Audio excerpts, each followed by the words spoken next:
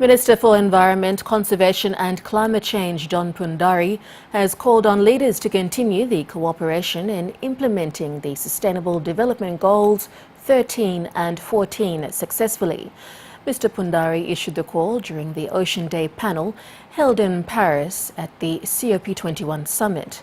He said nations concerned must develop a complementary strategic 5-year agenda for action on oceans and climate issues in support of the effective implementation of internationally agreed outcomes.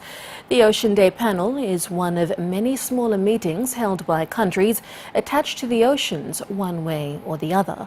Jahabakia with this report. While attending a COP21 meetings in Paris, Minister Pundari was invited to join the panel for the Oceans Day to discuss issues surrounding the plight of nations being affected by the rise in sea levels. He told the panel that oceans and climate change and their linkages are of fundamental importance to PNG and the Pacific region, because the future of these small island states is intertwined with the evolving issues of oceans and climate change.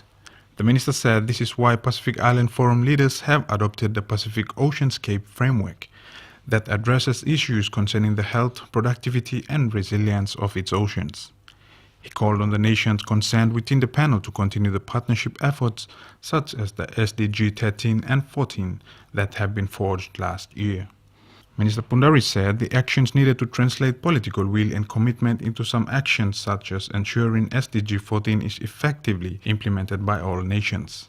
Financial support for combating illegal and unregulated fishing, eliminating subsidies that support harmful fishing practices and involve all stakeholders in supporting agreed activities amongst others.